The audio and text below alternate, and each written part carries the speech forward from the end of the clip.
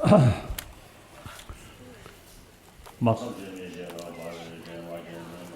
pay homage to the mother of all the Buddhas, the perfection of wisdom, which is inexpressible, ineffable, inconceivable, unborn, unceasing, and in the nature of space.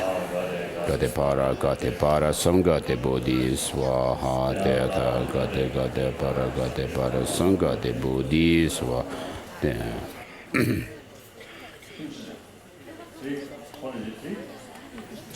No.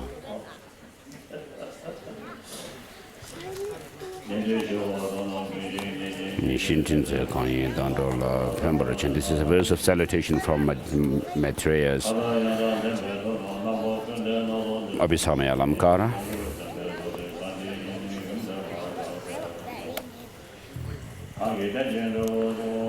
And verses of salutation from Mula Madhyamaka Karika by Master Nagarjuna. So we sanje manam ke thamba te la cha te lo.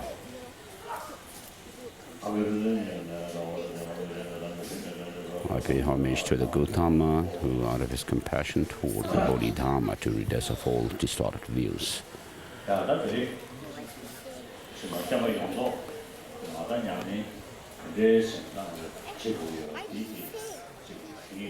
So today I wish to talk about the whole structure of Buddhism, how to go about with the practice of the entire structure of Buddhism.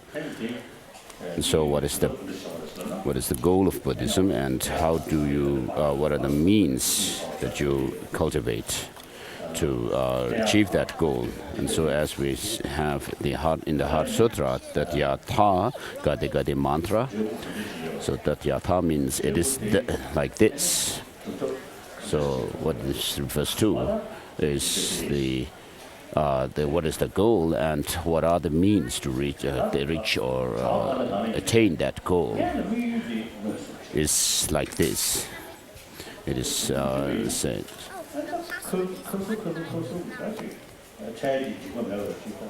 So for animals, of course, they would only seek immediate relief from their problems.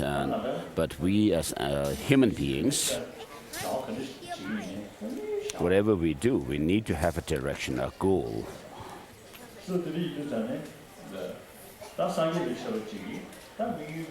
So as a Buddhist, for a Buddhist, the goal is Bodhi. As in the Heart Sutra, it says Bodhisvaha, which means lay the foundation of the Bodhi, enlightenment. And so enlightenment in Tibetan is Changchup. So we need to understand enlightenment in terms of these two words. So we need what we need to do is progressively journey on the path, stage by stage, from beginning with the path of accumulation, leading to path of preparation, then to path of seeing and path of meditation, and then the Bodhi. So here, when we talk about journeying, it's not it has nothing to do with the body, but with mind, this mind stream that we have. So our mind is full of negative emotions, destructive emotions, and we are under their sway. And so we are under the sway of the three poisons. So this is not something that has we have developed just in this life, but it has been there for life after life. So in order to make inner transformation, we need to use our mind, which is within us, and mainly our intelligence, which makes a distinction between what is right and from wrong. And therefore, this human life is said to be a precious human life with leisure and endowment. So this has its significance. Without this kind of life, we will not be able to do the practice of this Dharma. So this life that we have found must be made meaningful. We must make ourselves worthy of having found this human body. And therefore, Master Nagarjuna says in his Ratnavali that within the teaching of the Buddha there are two means. One is to attain the higher rebirth, and the other is to attain nirvana, the definite goodness.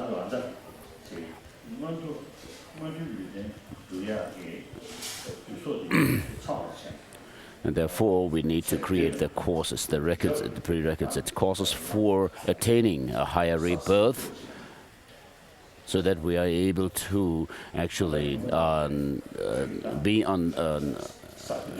are able to set on the path to enlightenment.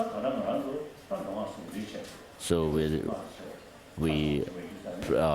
of course, there is the sutra path, but we need also to try to cultivate the path which is common to both sutra and tantra, and we need to actually cultivate or practice both the sutra and tantra path, so that we are able to set ourselves on the path to enlightenment in this life. Even if that is not possible, we are not able to do that, then we also should make the effort that we would be able to do so in the next lives,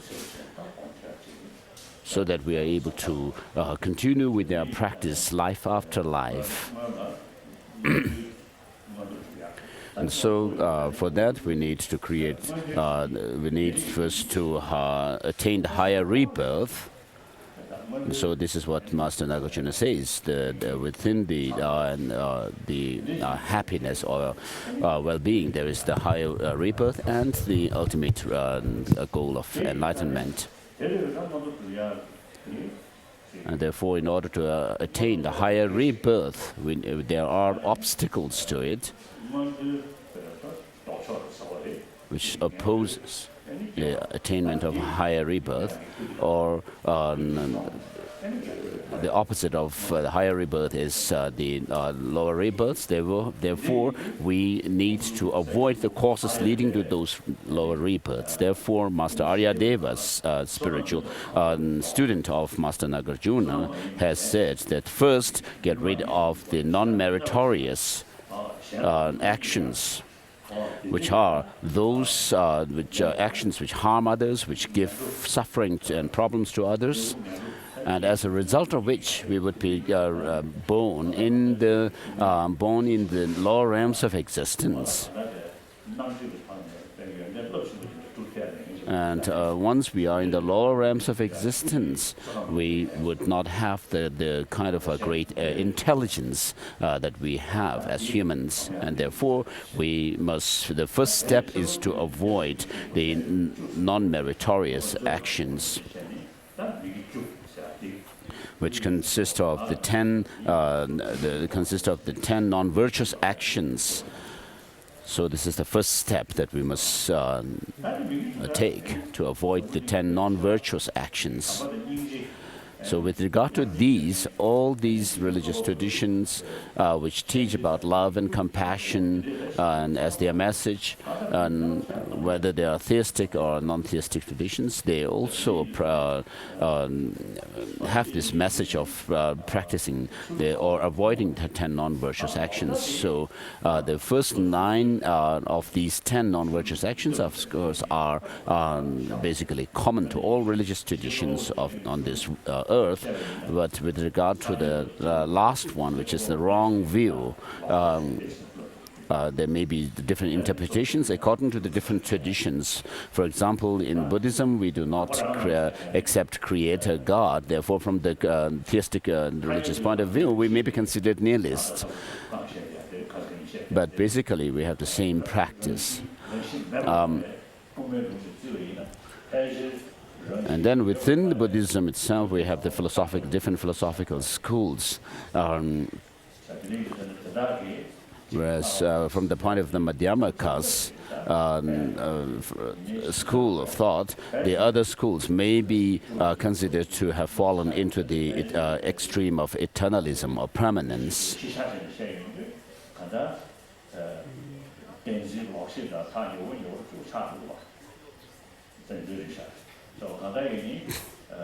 And so, since the lower schools of philosophy within Buddhism also assert that things have some true independent existence and objective existence and so forth, they are almost like taking sides to the true, grasping at true existence.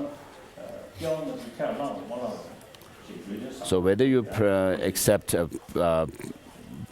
next life or not, rebirth or not, in the theistic religious traditions, and if you create the causes for higher rebirth, of course you will be able to practice the 10, avoiding 10 non-virtuous actions and cultivate the 10 virtuous actions. Of course, you are creating the causes for higher rebirth as well. Number member same jab nam da xing le jue ba shu.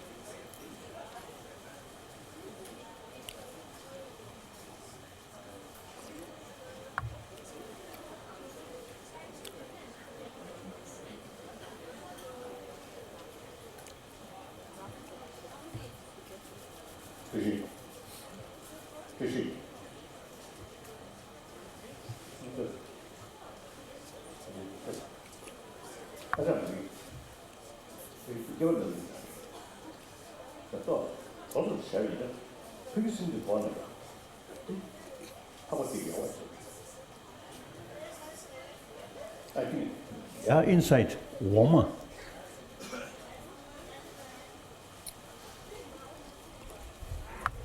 Und du Luther,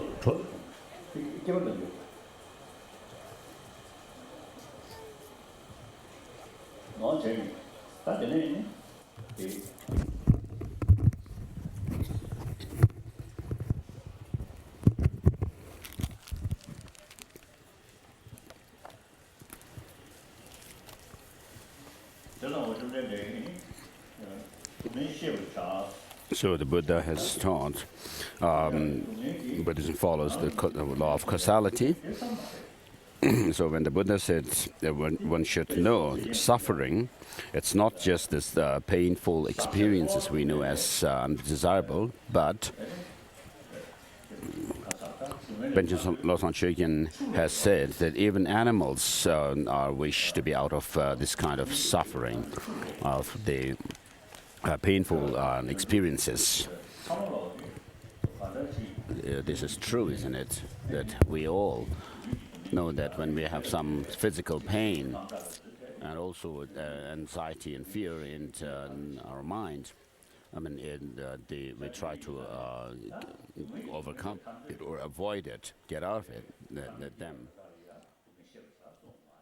So the Buddha didn't say, ask us to teach us to know suffering in order to be free from this kind of suffering.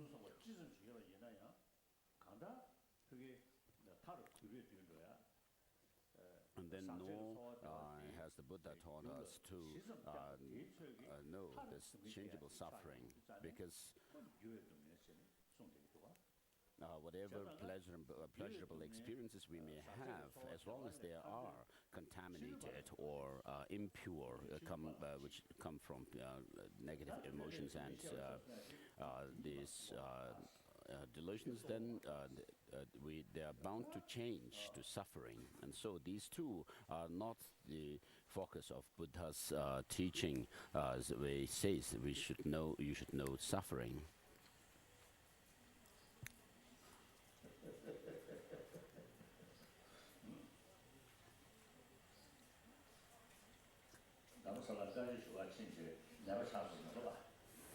So don't say that I became sick by going to the teaching in Dharamsala. I didn't ask you to come. It's not my responsibility.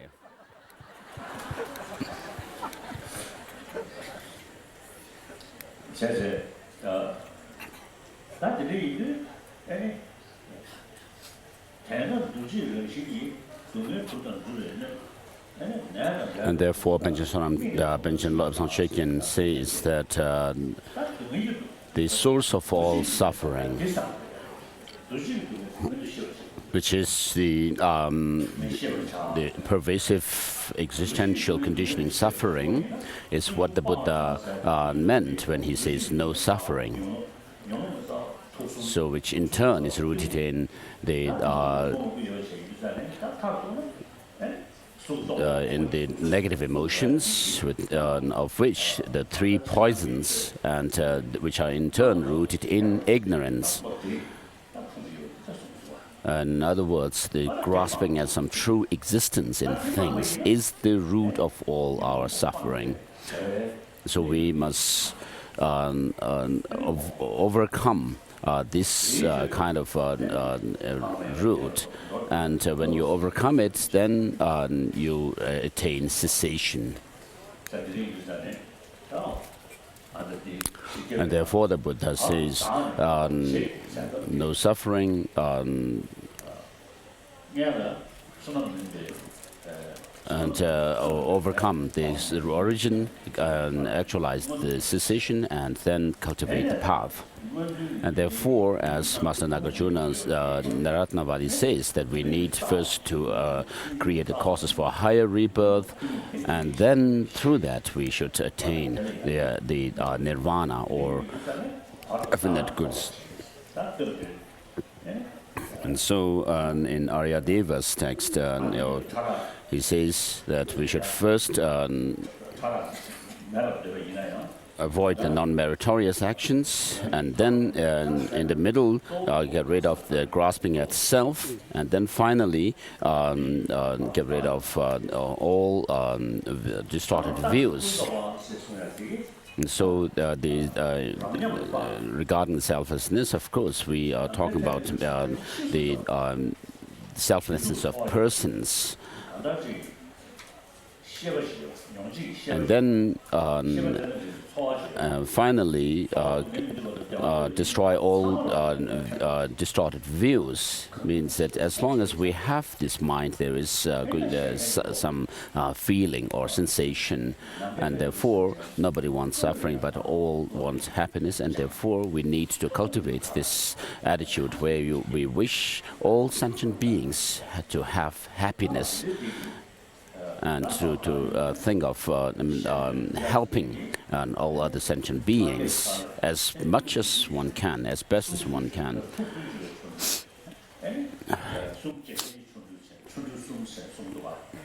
And so with regard to the miracles, the Buddha's miracle, there are the miracles which are shown by his body, and then the main miracle is his teachings. So sometimes we tend to regard that to do some practice of Dharma means to have some statue of the Buddha or something.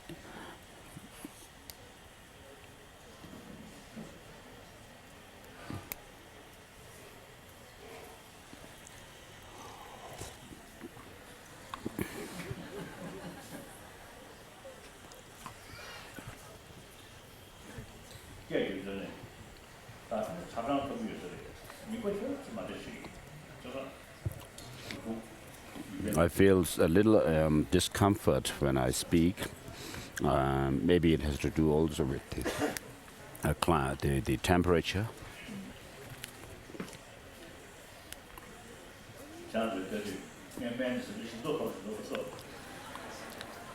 Do you think I'm having something tasty or not? Right. This is a medicine, not so tasty.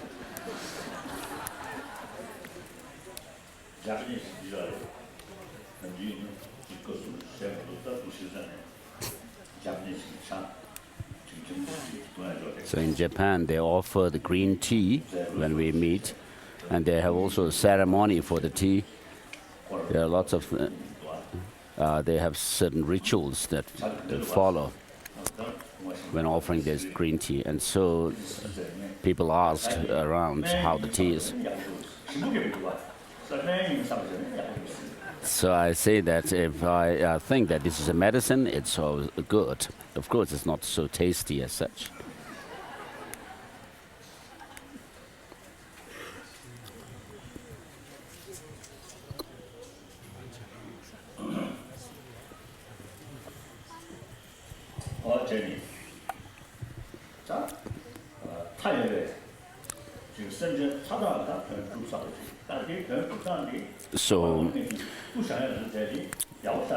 So of course, building statues of Buddhas and so forth are good.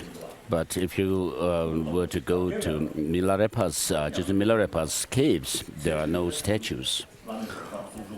But he was able to attain Buddhahood, or the union of Vajradhara within the one lifetime.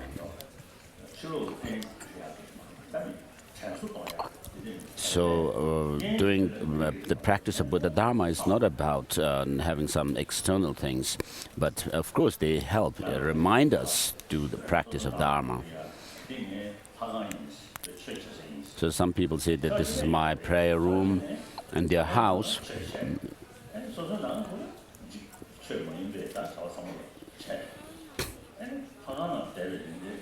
So while you sit in this prayer room shrine, you may be doing some Dharma practice. Once out of that, you may not be doing anything that is Dharma.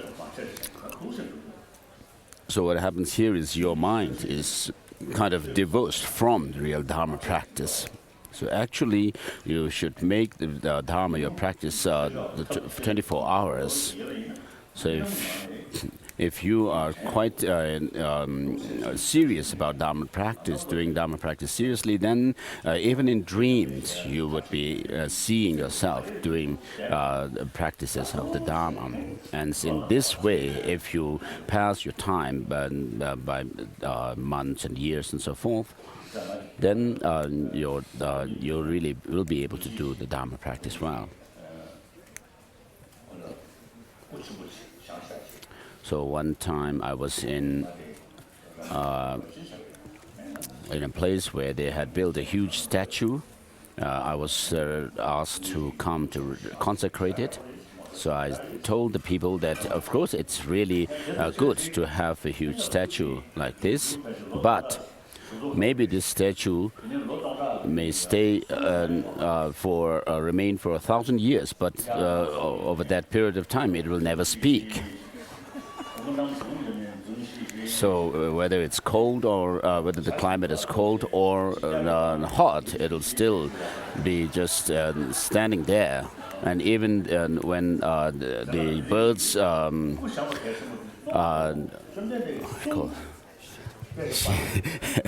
birds shit on it, it'll not move. And so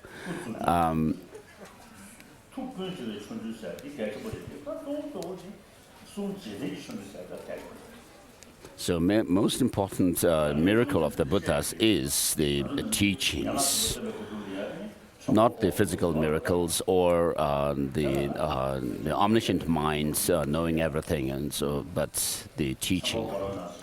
So of course we do the seven limb practice, and within which there is this request to turn the wheel of Dharma, request to give teachings. But if the Buddha or the Master Nagarjuna were here with us, they would tell us that they have actually given teachings, but you are not really studying them.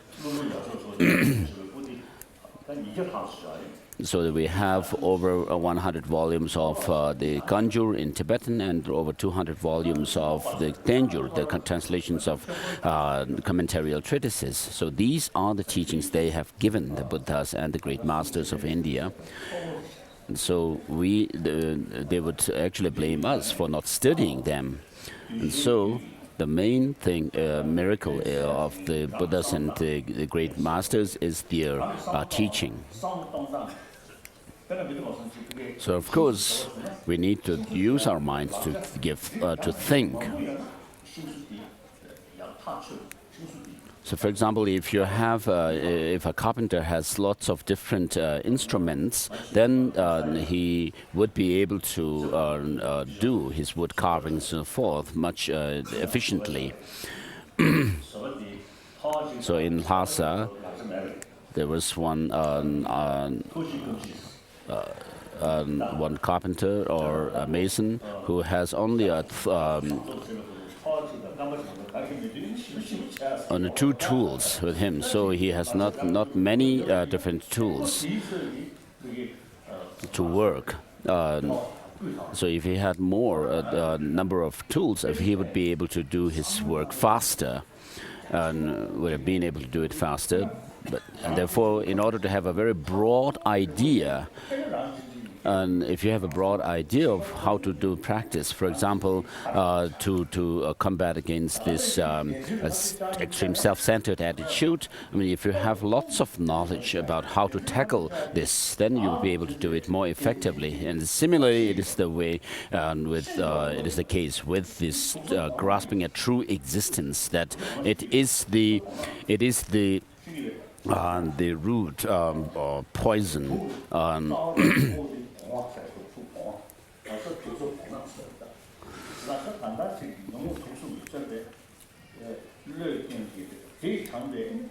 And all these negative emotions, the rest of the negative emotions, as well as suffering that ensue from them and so forth, are rooted in this grasping at true existence in things. And that if you know that this is a totally distorted kind of view, then, of course, what you have studied about this grasping at true existence, and then checking it with your own experience, you'll be able to see how you can actually try to overcome it, counter it. So otherwise, you will remain. You'll actually take that this grasping at true existence as your friend. Not really trying to overcome it. And so the way the Buddhas help us is by showing us the path from what is right from wrong. So in Amdo, I wish to tell this story. In Amdo region of Tibet, some people were invited a Lama who was at a distance from their village, and then the Lama said, "I'm old and I cannot go there." And then the people said, "Even if you cannot give teachings, please come and give us blessings with your hands." And then he accepted the invitation. As when he was there, when he was in the village, he gave a very extensive teaching. And having given the teaching, he said that I am not the one who bestows liberation by putting my hand, which is in the suffering nature, through suffering.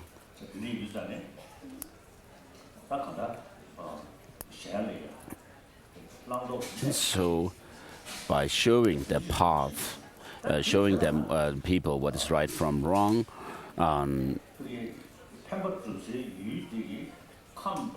of course, you need to be able to also know the mental dispositions of those people whom you are going to give teaching, and therefore, in the case of the Buddhas, they have the power to know what the mental dispositions of the different individuals are, not only in that circumstance, but also what their past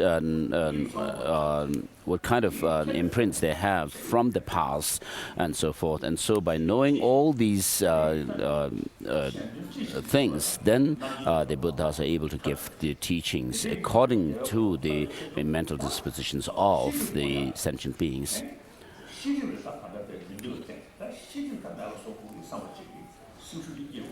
And then also we need to have this courage to overcome the cognitive obscuration as well.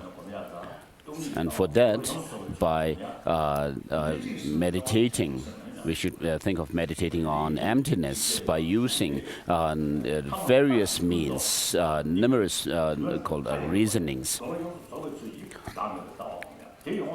And therefore, we need to meditate on emptiness or selflessness, which fulfills the entire purpose, the complete purpose. And for that reason, we need to cultivate Bodhicitta. And therefore, Master Aryadeva says in the end, get rid of all the, destroy all distorted views. And therefore, this is how we should go about with the practice, beginning with avoiding the non-virtuous and then meritorious or non-virtuous actions, and then gaining insight into the selflessness of persons and so forth, and then finally destroying all distorted views.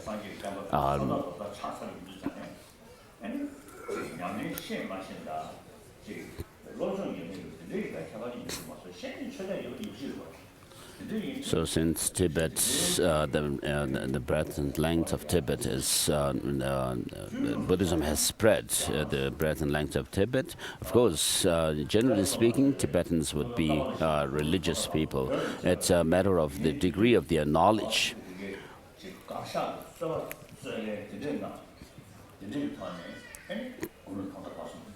So Master Gamalashila wrote his Stages of Meditation, the book 1, 2, and 3, in which he has actually gone through the different criticisms of the different paths and so forth, and then refutation of those views, and then answering them and so forth. So apart from that, there are the other teachings, like Lamrim teachings, which only deal with how to progress along the path, taking for granted that the audience is Buddhist. Audiences are Buddhist. And we have, from the time of Joje Belden Adisha, the lamp for the path to enlightenment. And then in the Nyingma tradition also, we have the Nyalso, Semgi Nyalso, and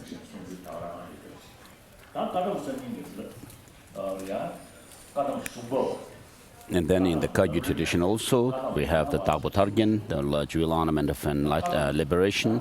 And then within the Kadam tradition, we have the Kadam Shungpawa, which is the scholastic tradition.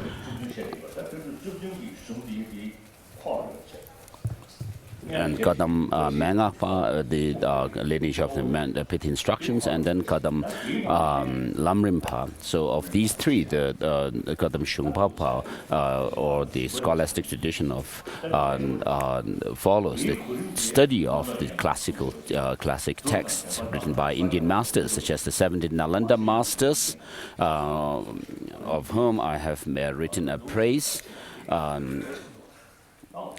And therefore, according to this tradition, the teachings begin with the teaching on the two truths, and then going into the four noble truths and understanding then through that understanding the three jewels and so forth. So omniscience is not out there somewhere. I was pointing up there in the space, but that's not right. Actually, the omniscience has to be attained within. So at one time, one Tibetan, one Lama was giving a teaching, and somebody from the audience asked, "You talked about the three jewels, the Buddha, Dharma, and Sangha. So where are they?" And then this Lama pointed his finger up in the space and said, "Up there in the azure space, in the crystal palace, the Buddha, the three jewels are there." So I was almost doing the same, like pointing up in the space when I was talking about omniscience, but that's not right. So in Dzogchen terminology, we have this saying, not finding Buddha from somewhere else. So Buddhahood must be attained within ourselves. So we must finish the text today. And so did you get something about how to go about with the practice of the Dharma? So if you are able to put the entire path together, then this is how you should go about. So we have the Gadam Shungpa, the scholastic tradition, which follow the teachings of the Bodhisattva Charya Avatara and Shiksha Samuchaya, and then Abhisamaya Lamkara and Sutra Lamkara.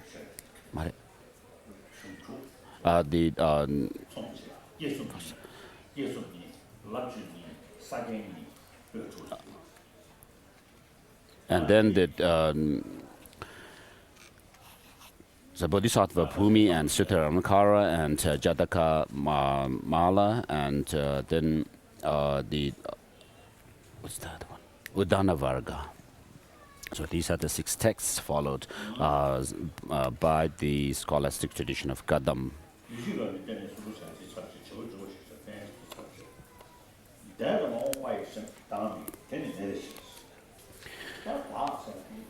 We're on verse number 73 on page 13. The past and future minds are not the self, since they do not exist. So if you analyze the mind within the 3 times, we can talk about the past, future, and the present and future. So if you try to actually search for the mind within these 3 times, you will not be able to find anything that you can point to as being mind as such. So the past is gone.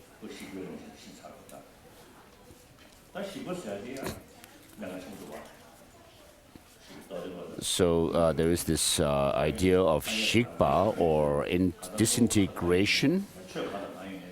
So once karma is created, then it actually, the actual karma itself ceases, but its disintegration still remains. So it has understanding of this is quite significant.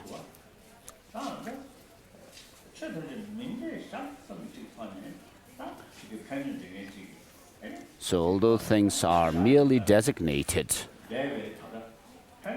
with our language and conceptions, still things do affect us.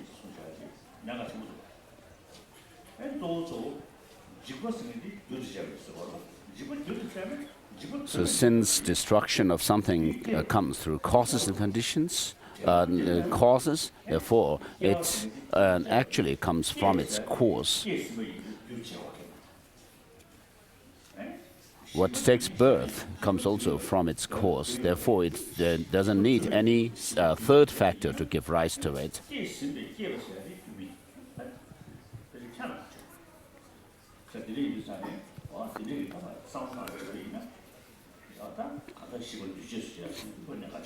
So if this what is now called disintegration shikpa were to be something permanent, then things would be called. There would be things would arise again, but not if you are able to assert that things disintegrate. Assert this disintegration shikpa.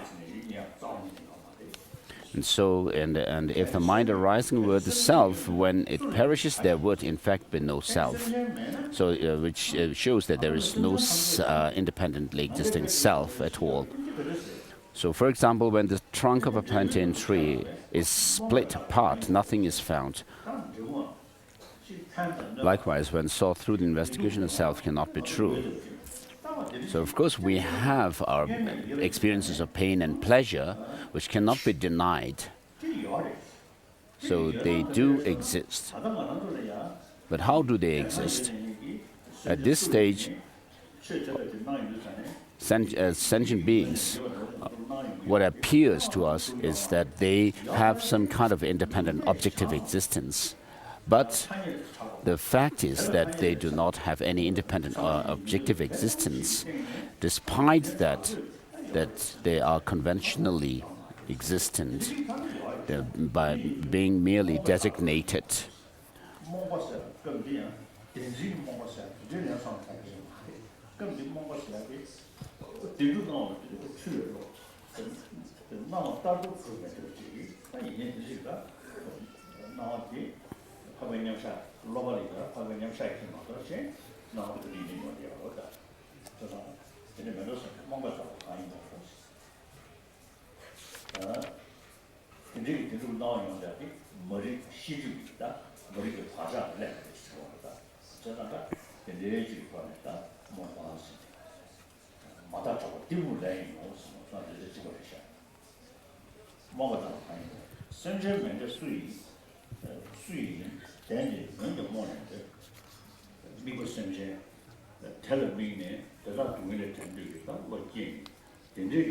So if sentient beings do not exist, towards whom does one generate compassion?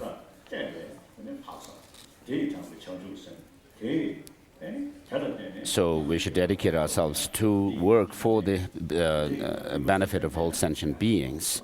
So without there being sentient beings, we cannot have such compassion and the Bodhicitta and so forth. And so merely by way of convention, there is a sentient being. So by default, what we find through our investigation is that sentient beings do exist.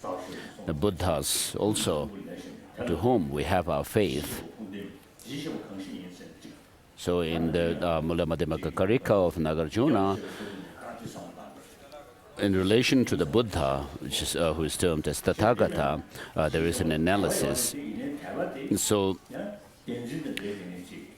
the Buddha is neither the aggregate nor something different from them and so forth. And so, of course, we have faith in the Buddha, but when our faith is tinged with this grasping at true existence, then it can actually become attachment and lead to attachment and so forth. And then with regards to the compassion,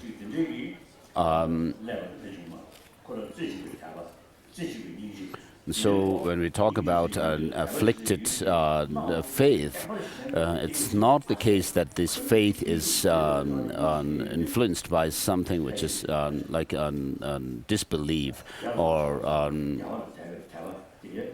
unfaithfulness, but it's this kind of the negative emotion or the grasping at true existence which tinges it. So it is the one imputed by ignorance which is accepted for the goal.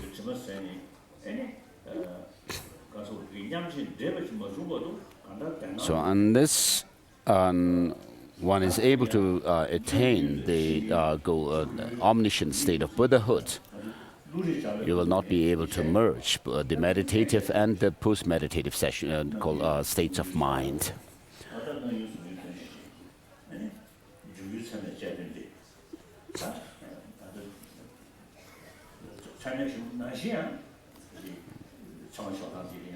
So with regard to valid cognition, the Madhyamaka tradition perhaps may not assert the same kind of suppositions as what we find in the epistemological texts written from the point of view of lower schools.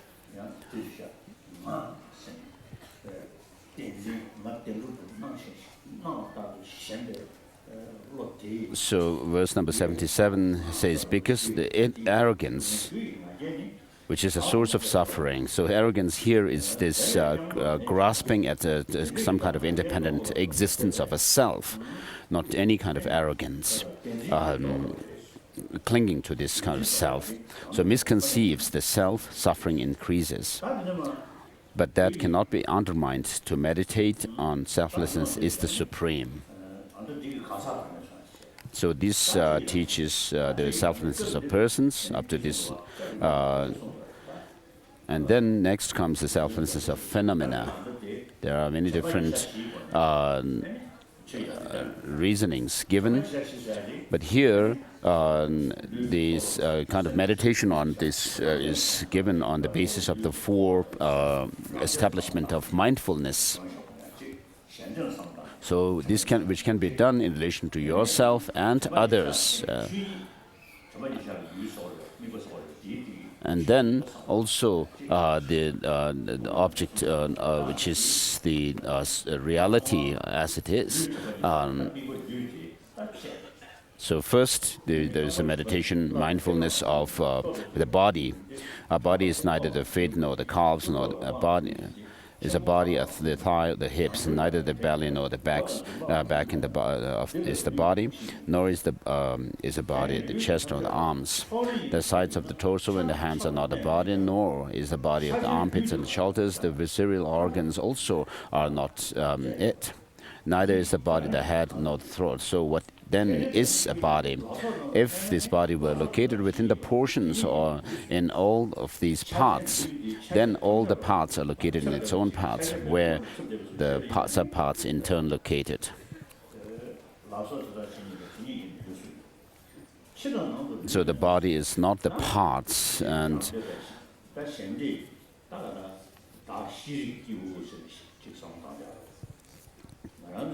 if the body itself in its entirety were located in the hands and so forth, there would be as many bodies as there were hands and so on. As the body does not exist outside and inside, how could the hands and so forth possess a body? It does not exist separately from the hands and so on. How could it possibly be existent? And so the whole body is not something separate entity, some kind of separate entity from the parts of the body, like our hand, head, and so forth. So when it comes to talking about the universal and the specific or the particulars in philosophy, sometimes the non-Buddhist traditions posit some kind of a universal which is separate from the instances of the different things.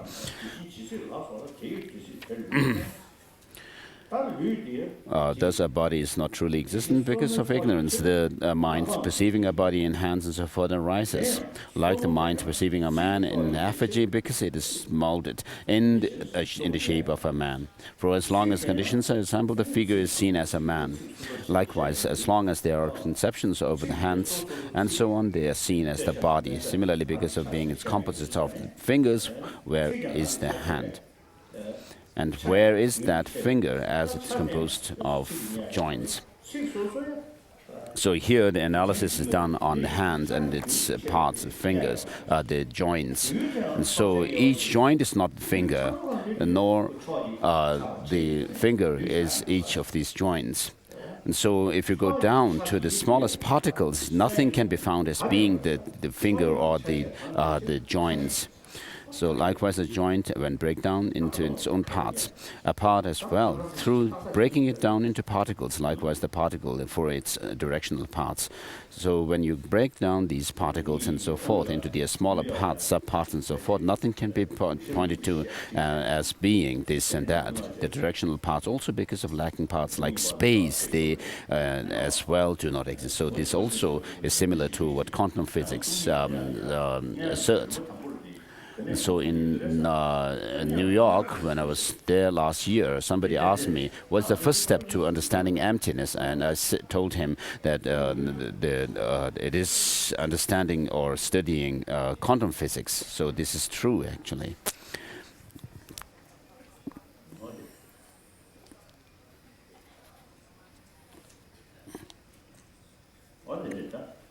So verse number 86 then.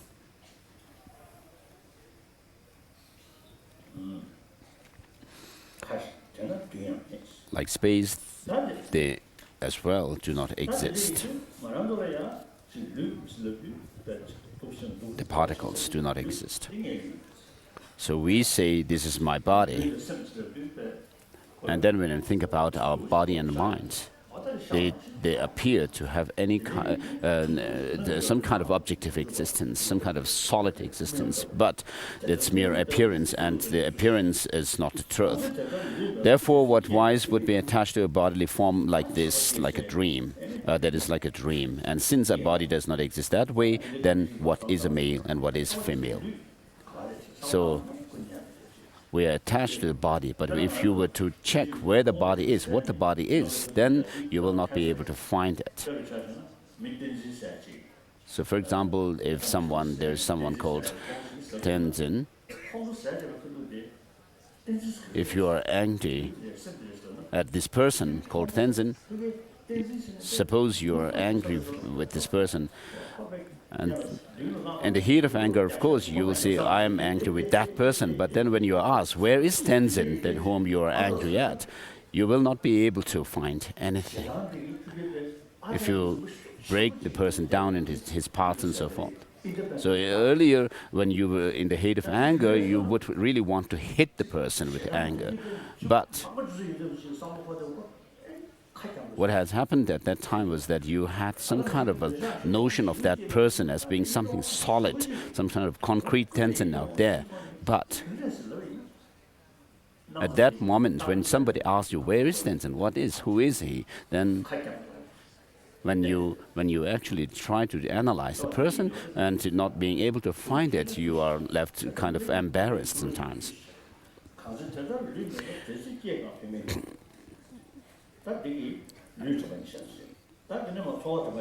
And then next comes the placement of mindfulness on feeling. If suffering exists, absolutely why does it undermine extreme joy? Does it not undermine extreme joy?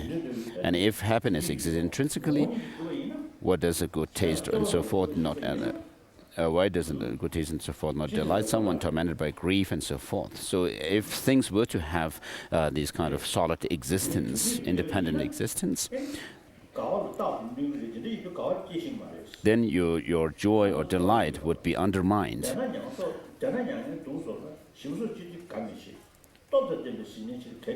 It is not experienced because it is overridden by something more intense.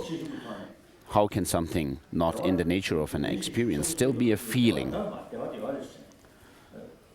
So of course, you may say that the delight or this pleasant experience was there, but it was overwhelmed by the suffering. So if you say that, so how can something not in the nature of an experience still be a feeling?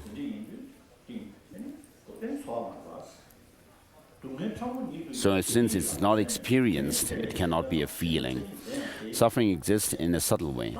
Doesn't this happiness eliminate only the gross? So even if it may be a very small one, if you have some happiness, it's still happiness. So when you are intensely overwhelmed by some suffering, you will not feel happy or pleasure. And if you are overcome with pleasure, you will not feel that suffering. So this suffering is but other form of mere happiness. There should be no suffering as even the subtle one of happiness nature. But with the arising of discordant conditions, there is no arising of suffering. Well, it is not established that a feeling is something imputed by a thought. So that an experience which comes through causes and conditions are dependent on causes and conditions. It cannot have any objective independent existence.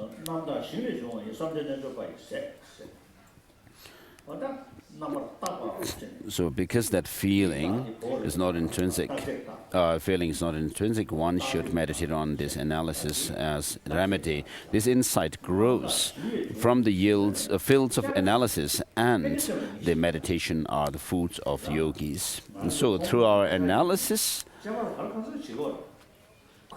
of course, when we are attached to, when we have attachment or anger and so forth, I mean, in order for these to happen, I mean, we would actually do some kind of investigation, analysis into things, and then say, oh, this person has done this wrong to me, my parents, and my relatives, and so forth, and then. And then when we are attached, what happens is we find something to be attractive from all kinds of angles, whether it be the taste, form, sound, and so forth. And we do this kind of analysis into seeing these attributes in things and then become attached. So all these negative emotions, attachment, anger, and so forth, are rooted in this ignorance, seeing some kind of true existence in things. So of course we are all same in wanting happiness and not wanting suffering. And so when you understand that everything is merely in convention and by name and so forth, then it makes a difference to us.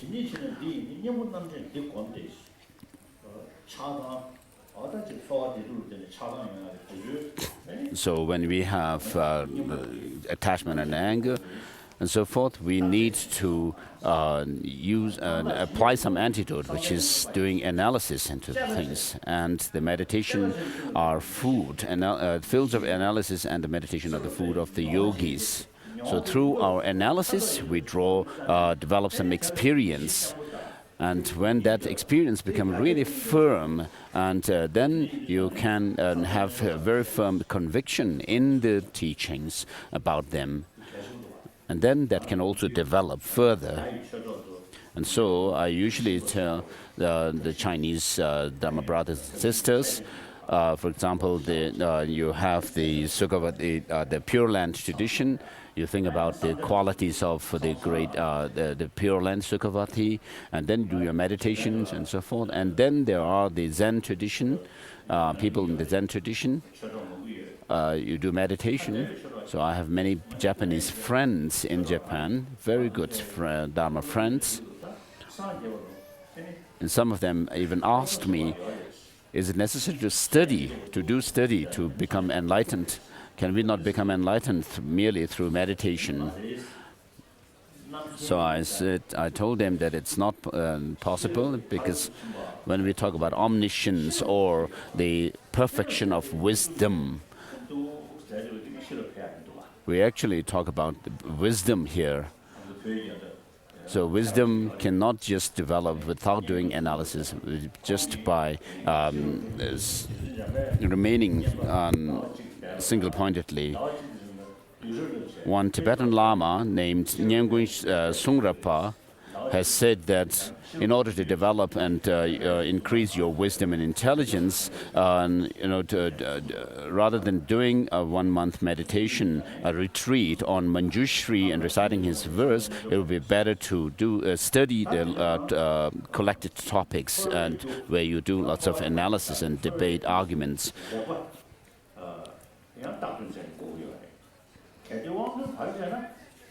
And then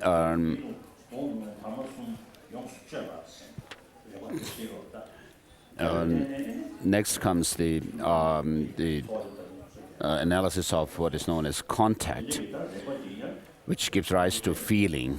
So if rejecting intrinsic causes, if there's a gap between sources, between the source and its object, where would they meet? So, for example, visual perception and the objects it sees, if there's a gap between these two, where would they meet? And if there is no gap, one would be just one. They would be just one. So the meeting would be what with what? A particle cannot conflate with another particle, as there is no instance of space and they are uniform. When there is no conflation, there is no commingling. And when there is no commingling, there is no meeting. Moreover, for something that is partless, a meeting is not tenable. If a meeting and being partless can be observed, then show it, please.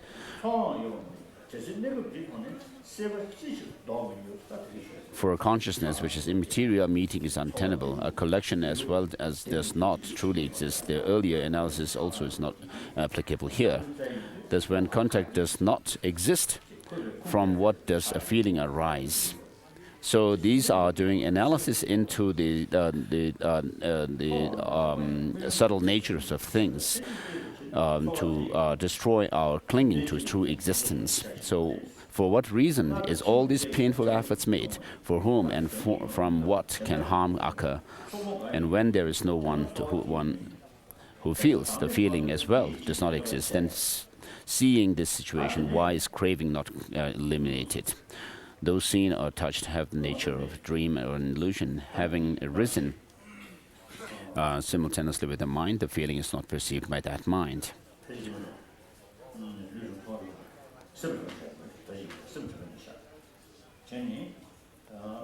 So verse number 101 read, and then 102 on page 19. From this down shows the mindfulness of mind. Our mind does not exist in sources, nor in forms and so forth, nor in between. Our mind is not inside nor outside, nor can it be found anywhere else. And verse 103 read. And so this is about the mental consciousness. And then with regard to the sensory consciousnesses,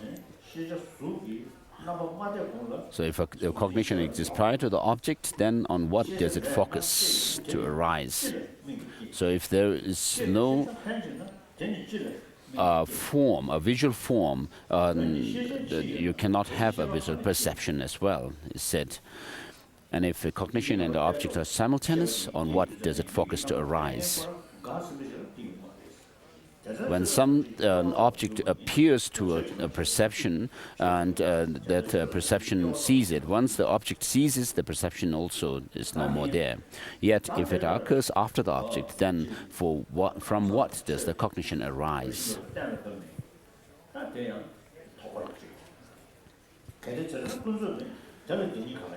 So in this way, arising of a phenomenon cannot be determined. So if conventional truth does not exist, how can there be true truths? So these are qualms raised from the point of view of asserting that there must be something objective. So if the sentient beings do not exist objectively, then to whom do we, in relation to whom do we cultivate compassion is also raised.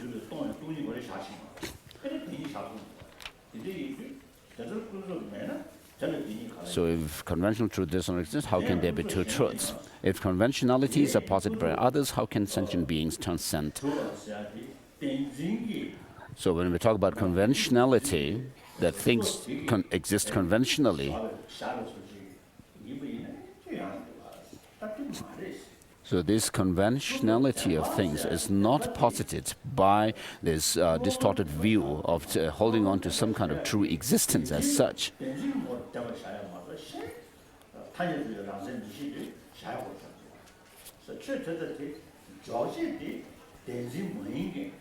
So what establishes the existence of things is not this grasping a true existence, but a valid cognition which actually sees or perceives the main object of that cognition. And because of that, we can say things exist. Whereas when we talk about conventional reality or conventional truth or the obscured truth, although the term conventional convention is there, they do not have the same meaning.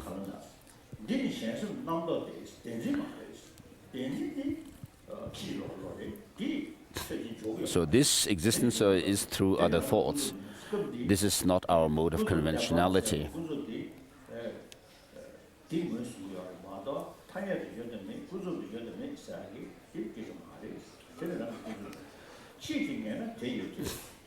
If this is ascertained afterwards, it exists. So what exists must be conventional.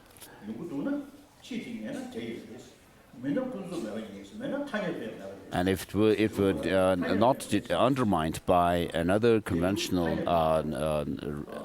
cognition of conventional truth, then it should exist. If not, the conventionality does not exist. Both thought and the to be thought are mutually dependent, and by dependence on acceptance, all objects of analysis are expressed. If the analytical intelligence is what examines the intrinsic nature, the intelligence is also subject to examination. This leads to an infinite regress. When the object of analysis is being examined, so for example, if you take a vase or a person, how do you posit a person as being existent? If you actually try to check within the search for the person within the psychophysical aggregates, of course not. You will not be able to find. But that emptiness of that person also cannot be found when you do the same analysis, searching for the emptiness of emptiness. The analysis has no basis. Being devoid of the basis, it does not arise. That is called natural nirvana.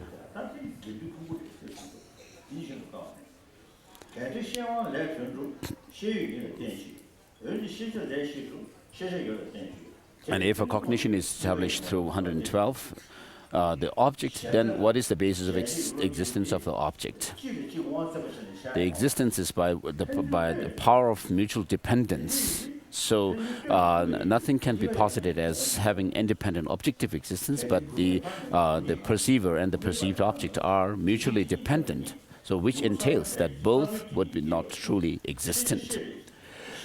If a man without a child is not a father, where does the child come from? In this absence of a child, then there can be no father. Again, the two are not truly existent. A sprout grows from a seed, and just as the seed is indicated by the sprout, and by the arising of a cognition from the object, why cannot its true existence be realized?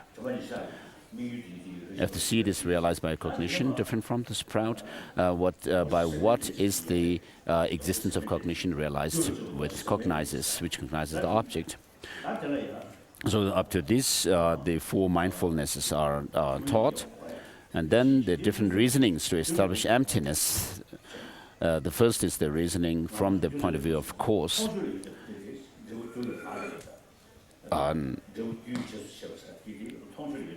So analyzing the cause, this reasoning is called the diamond splinter reasoning.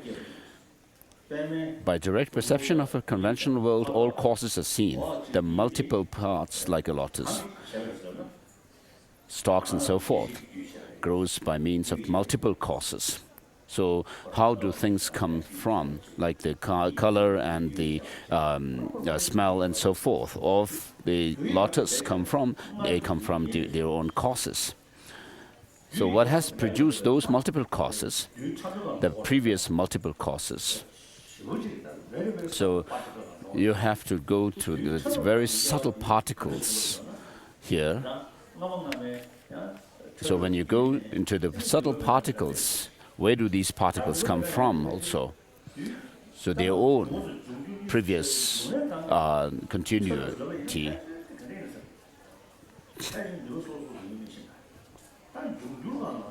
So when we have developed kind of elements, then maybe we will be able to talk about those coming from their own causes. And so when several of these particles, the gross particles, grows and comes together, then they give rise to different shapes and dimensions and so forth.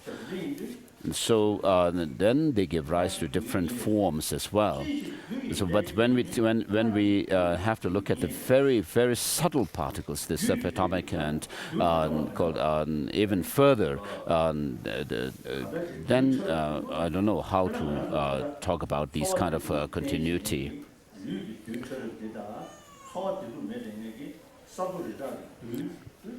So that when it comes to the very subtle particles, there may be no difference between the particles of the body, and that gives rise to our body and the external rocks and so forth. When these different particles came together, some particles, some of these become the basis for or the support of consciousness, whereas others don't. So this explains Darwinian theory of evolution as well. If Ishvara, rejecting the permanent cause, if Ishvara were the cause of the world, tell me, what is Ishvara in fact? So this argument is against the Ishvara being the creator of everything. If you say the elements, then so be it. But why all the fuss over a mere name? So of course we also assert that things come from the elements. So there's no debate here. However, Earth and the rest have multiple parts.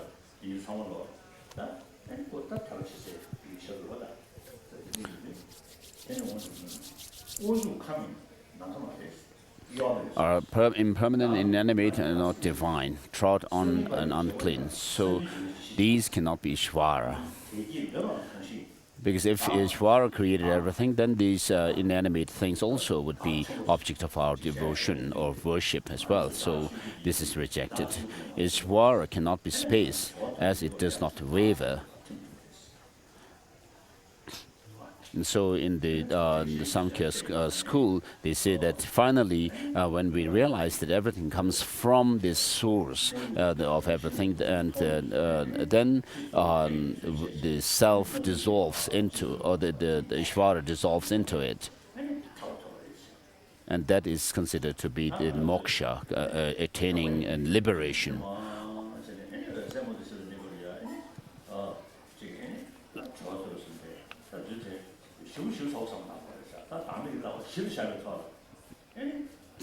So in our own meditation also we go through this process of dissolution, and finally all the different consciousnesses and so forth dissolve into the clear light mind.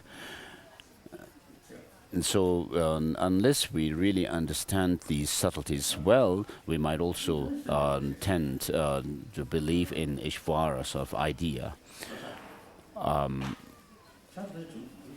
And unless we have the understanding of selflessness also. In this space of emptiness, all kinds of varieties of things do appear. But when you do analysis into these varieties of things, they all dissolve into the suchness. And so this is, if we are not careful about the subtle understandings of these lines, it may be appear to be similar to this kind of Ishvara theory.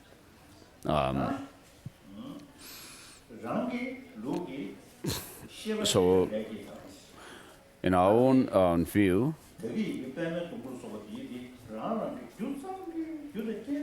cognition arises from the object of cognition, verse number 121 end. So we didn't, earlier in verse number 116 and 17, we didn't talk about karma as such, but that things come from their own causes. So happiness and suffering. These happiness and suffering are experiences which are parts of our mind, and therefore, as mind, they must come from the substantial cause, which is also a mind, and therefore the talk of karma comes. So happiness and suffering have arisen beginninglessly from karma. So inanimate things comes from their own compatible causes. And whereas for the animate or sentient beings, these experiences of happiness and suffering come from karma.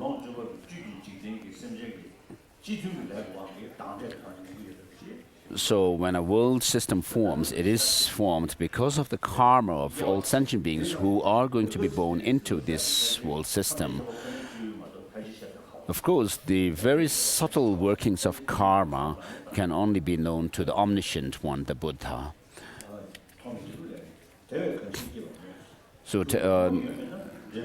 So tell me, what has been created by Ishvara? And if there is no beginning to the cause, how can there be a beginning to the effect? Why does he not create continually, since he does not depend on anything else?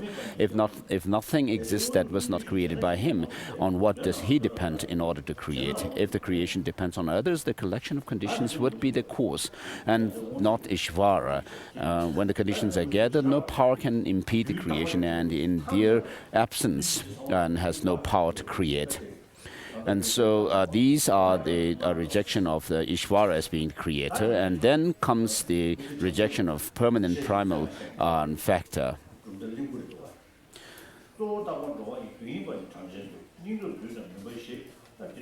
So the rejection of the production from permanent primal substance, verse number 127. For Samkhya, the universal constituents, courage, particles, darkness, when abiding in balance, is called primal substance. Their imbalance is said to be the migrators. Illogical is it for a unity to have a threefold nature, therefore it does not exist. Likewise, the qualities cannot be existent, because each of them also has three aspects.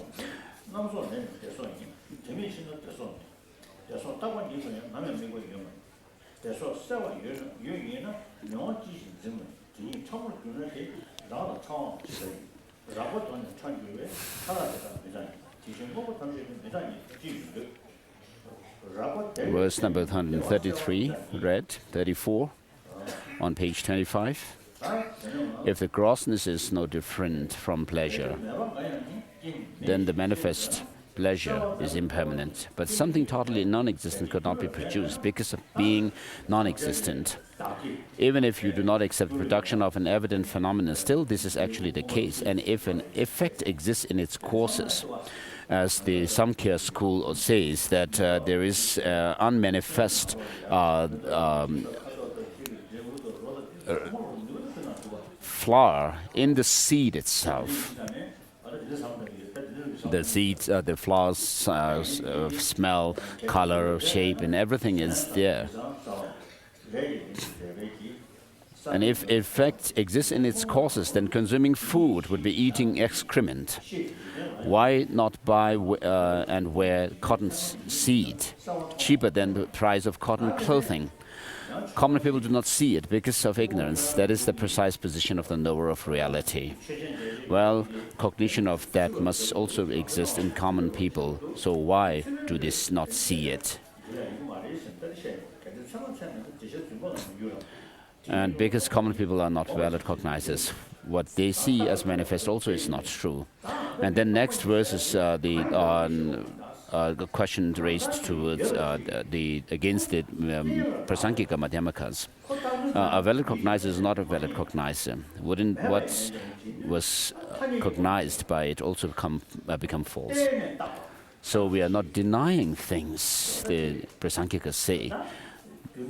That the Madhyamakas say that we are not denying the existence of things as such, but what we say is that things do not have any true independent existence as such, but that they are the existence is because of dependence.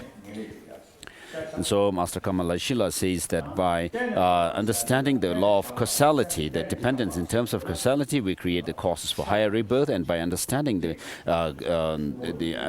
dependence in terms of designation, that we create a cause for the liberation.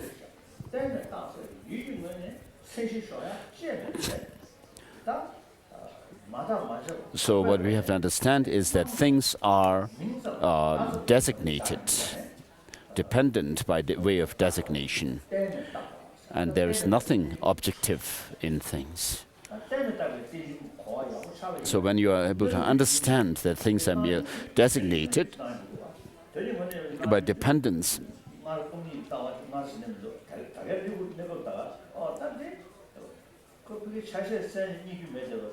So since things cannot be, anything cannot be found when we kind of break them down into its parts, then what you will see is that whatever is dependently arisen cannot have any objective existence at all. And so through acquaintance, acquainting your mind with this kind of view that things are designated, that they are labeled, but they do not have any existence the way they appear to us. And you will be able to see that they are, although they are empty of any objective existence, yet they are existent by way of dependence. So these two, dependence and emptiness, can go together without contradiction for you. And therefore, in actuality, meditation on emptiness becomes untenable. Without getting the objective analysis. So in realizing emptiness, it's important to understand the object of negation. And therefore, without getting the objective analysis, or the absence of that object cannot be apprehended. Therefore, the lack of any false object is clearly a falsity.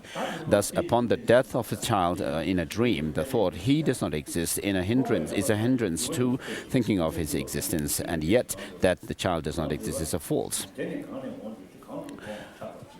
And therefore,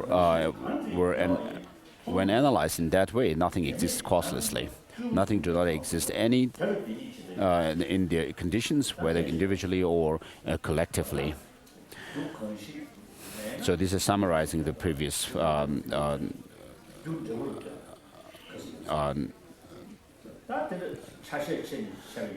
what has gone previously.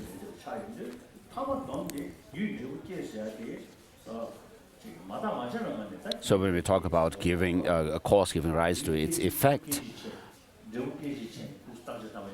of course you cannot find the cause and the effect if you were to break them down into their different moments.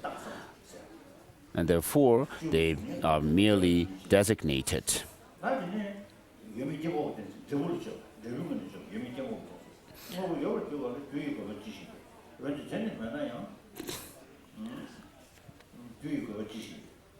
And then verse number 145, reasoning establishing emptiness from the point of view of effect.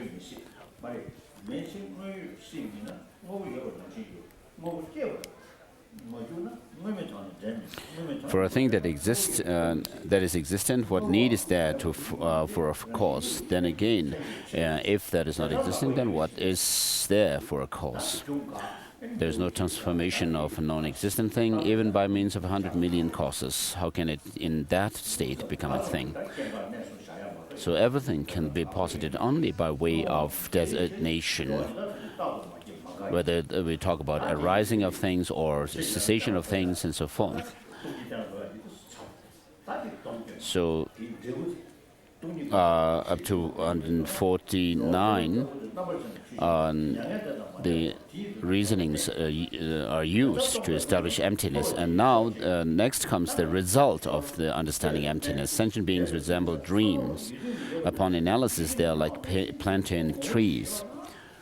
So what happens to us is that things appear to have some kind of objective independent existence, and then accordingly we cling to them, and then all the different causes are created by which we experience all kinds of suffering and so forth. So whether they are released or not released from sorrow, ultimately there is no difference.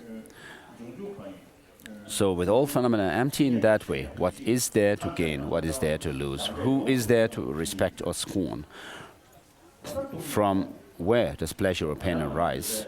What is there to dislike or like? When investigated at the ultimate level, what is craved by which? And so we need to meditate on emptiness in order to do away with the clinging to objective existence, because of which we create lots of problems to ourselves.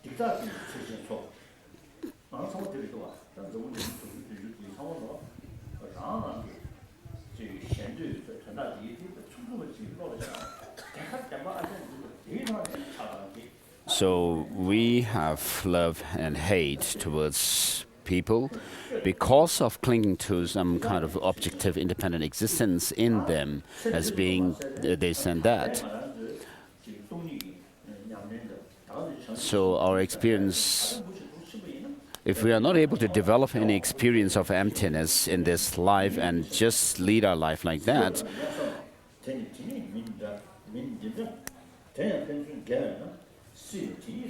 in samsara cliffs are plenty, and there one remains deprived of knowing the reality. 157.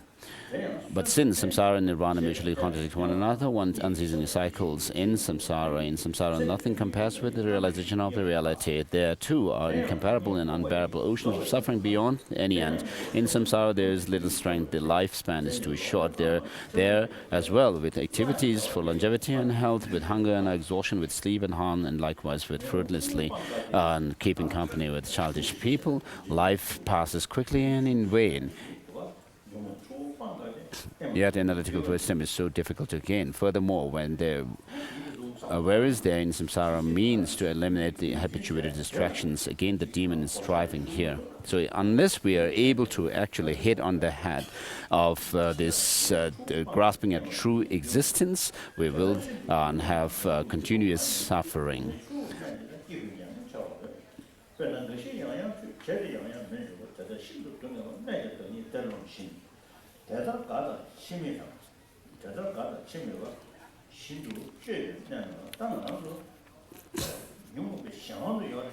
So although we are under the sway of our negative emotions, still we think that we are happy.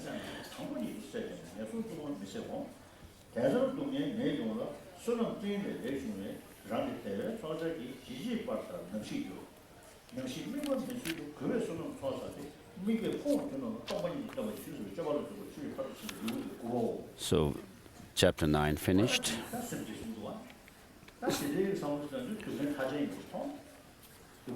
So when you think along these lines of reasoning of emptiness, then you'll be able to see that suffering can be ended. Therefore, what we are doing actually is as if we are running after willingly accepting suffering to befall us.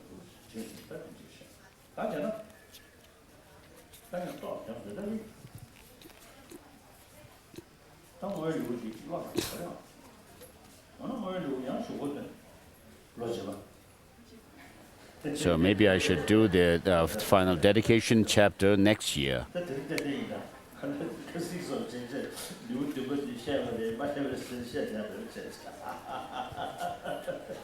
So last time we were not clear whether we finished the 7th chapter or not, but we'll not be like that next time.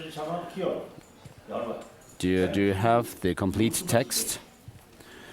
Please look at the 3rd chapter of Bodhisattva Charyavatara, which is embracing Bodhicitta.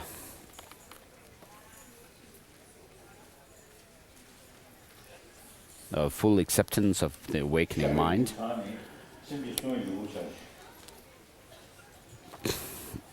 On page 19.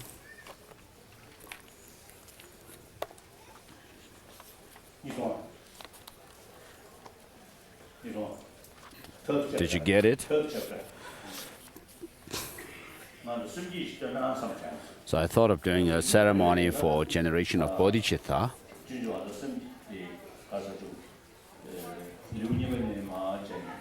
So if we have more time, we could also do the 2nd chapter as well, which goes through the 7-limb practice. But since we do not have time, we'll do the 3rd chapter, recite the 3rd chapter together.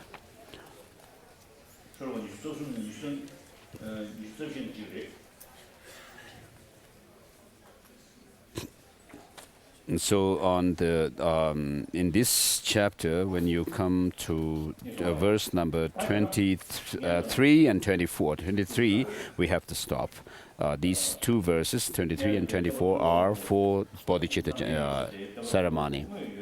So first, imagine that the Buddha, Shakyamuni himself, is here in person.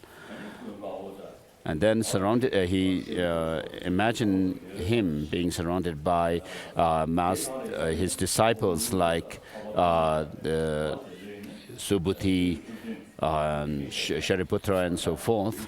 And also imagine the great masters of India like Nagarjuna and so forth.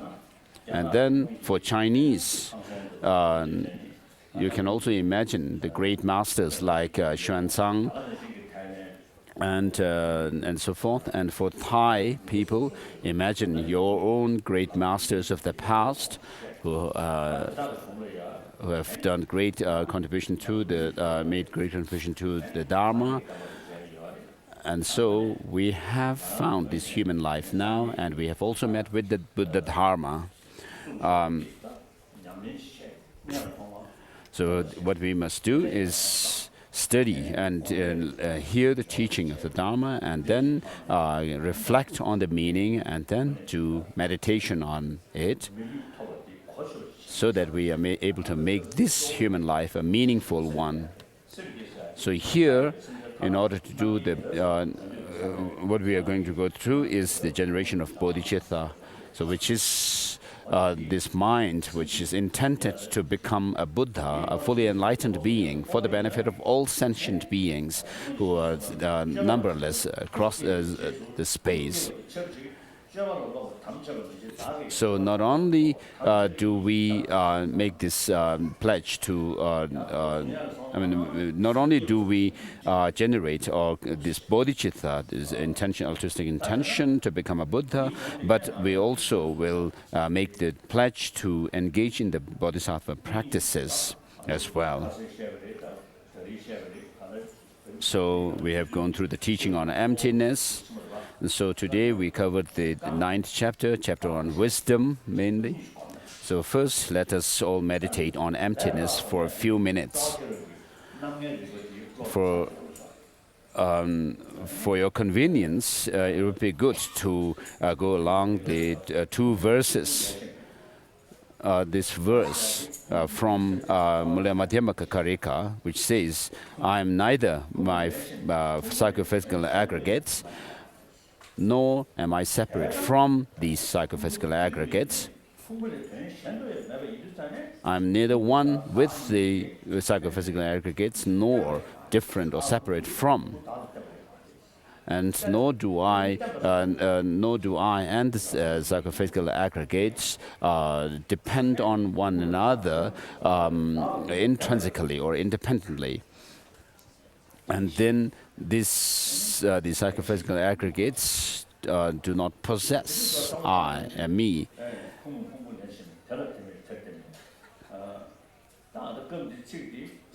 So in Master Nagarjuna's text, it refers to Tathagata. So the Tathagata is neither one with the body, psychophysical aggregates not different from it, and so forth. But we can actually relate this verse to ourselves. And then when you do this kind of analysis, what you find is that you will not be able to find anything being yourself as such. You see, close eye and meditate on nothingness. There not should that be way. some kind. Investigate. Where is I? Where is Singaporean? Where is Chinese or Taiwanese or Vietnamese or Korean or English? American or English or French or like the so on. These is simply designated on the combination of body and mind. If you investigate body, you can't find. If you investigate mind, you can't find. So the very basis of self can't find. Then the self, no base. Self itself, we can't find. Okay. So then, if we deny existence of self, it's foolish. I'm here, like that. I can feel. This is a fact. So now, investigate, we can't find. But it exists really. So therefore, the middle way is now anything does not exist as appears. Its existence is finally mere designation. But we never it never appears as a mere designation, but something independent. So now, existence as the appears in they exist, then we must find. That we can't find. Therefore, it does not exist as appears. Then alternative is mere designation. So designation means nothing objectively exists, as controversy says. Okay, now meditate on it. Few minutes.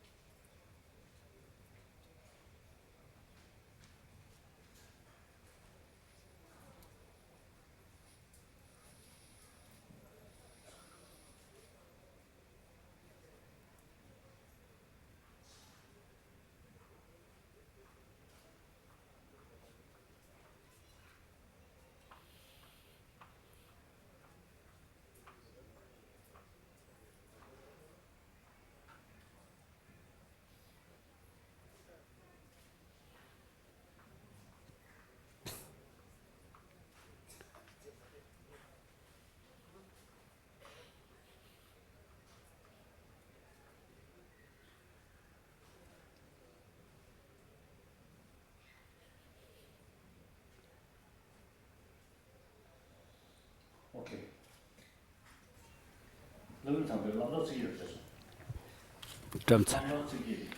So does everybody have the 6-8 verses of mind training, the text that was distributed yesterday morning?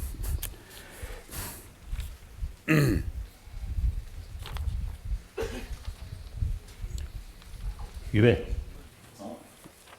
verses. This is mainly explaining about altruism, infinite altruism. And since this is quite short, so we can learn easily.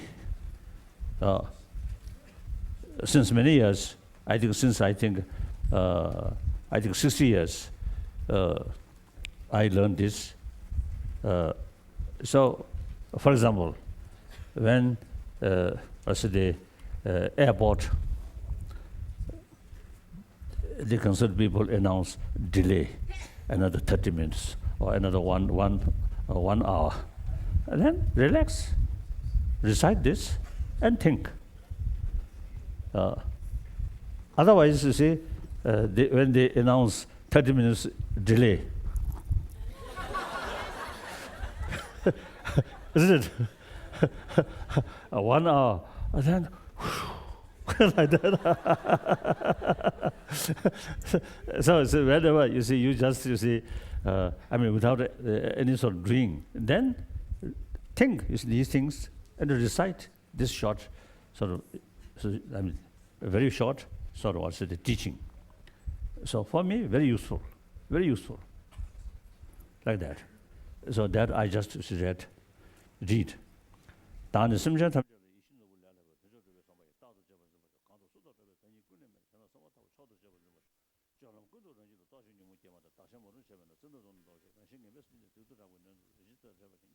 Three.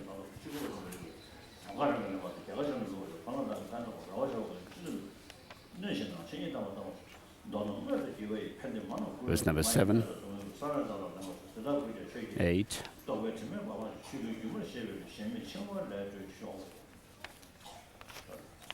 The last sentence also you see mentioning about shunyata. So this is very short, but meaning, the content, very vast. So it is quite useful. Whenever you have some sort of some time, just relax, then think this and recite. Very helpful. Okay. So let us now do the Buddha. And then Buddha Maybe and I his should, the disciples. Then now we make some kind of pledge. From now on, I never harm other people or other insect, or some exception about mosquito. Now, no exception. Any sentient being, now I will never harm them. Okay. Whenever possibility, I will serve. That is real my purpose of my life. So, now make some kind of pledge. And then those people who consider as a Buddhist, then think ultimate aim should be Buddhahood in order to serve sentient beings. Then non-Buddhist, such as Christian, such as Islam practitioner, then you see, some kind of sort of pledge or whole my life dedicate serving God. The best way to serving God is serving humanity. God in the mysterious way, mysterious level, you can't see. So God's creation, those creatures, we can see. So there is possibility to help them, to serve them. Since these are created by God, so the best way or practical way, serve God when you serve God's creation. Okay. Then those non-believer, you see, so long we are human being, we have this marvelous intelligence. Now this intelligence must be some positive, constructive way. I should utilize this intelligence for constructive way. I will never let this intelligence under, the destructive emotions, such as anger, such as hatred, such as jealousy. We can make. This is not something sort of the holy thing. This is a practical thing.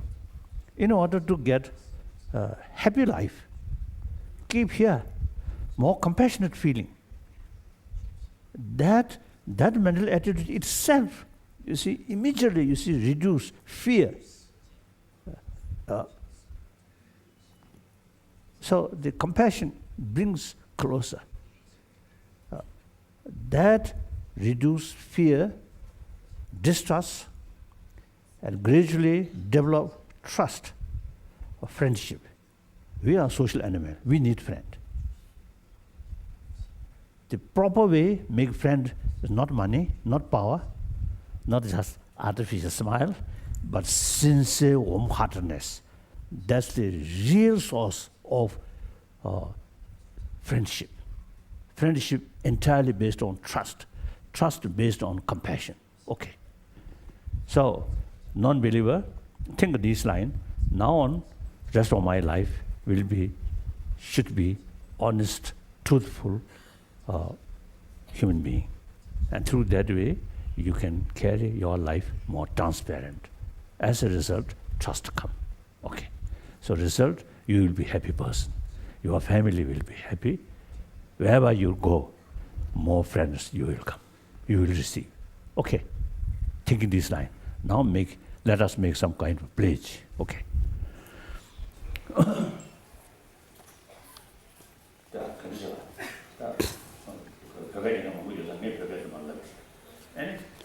So His Holiness will start by repeating the verses 23 and 24, I think, on pages 22, 23. Just as previous Sugatas and Masters gave birth to an awakening mind, and just as they successively dwelled in the Bodhisattva practices, likewise, for the sake of all lives, do I give birth to an awakening mind, and likewise shall I too successfully follow the practices. Masters and Buddhas, Bodhisattvas, please think of me, just as the previous Sugatas gave birth to an awakening mind, and just as they successfully dwelt in the Bodhisattva practices, likewise, for the sake of all that lives, do I give birth to an awakening mind, and likewise shall I too successfully follow their practices. Masters, Buddhas, and Bodhisattvas, please think of me, just as the previous Sugatas gave birth to an awakening mind, just as they successfully dwelt in the Bodhisattva practices, likewise, for the sake of all that lives, do I give birth to an awakening mind, and likewise shall I too successfully follow the practices. Today my life has borne fruit. Verse number 26, having well obtained this human life, I have been born in the Buddha family, and now I'm one of Buddha's children, and verse number 27 also. Thus come what may. After break, some question and answer. You see, also the seat will change. So, okay. Now I think at least 15-20 minutes break. Okay. Chanju samjo rinpo je maje bana je Nyamba meba yang kongden kongdo pewar sho tamche deda dengyo chi yandro tamche tato tongba dan chanju sema kana sushu. May all sentient beings, my parents, have happiness. May all the hell realms be emptied, and may all the aspirations of bodhisattvas be fulfilled. About that, dagi kewe tsawa digo inja sangbo chi chi rabdo.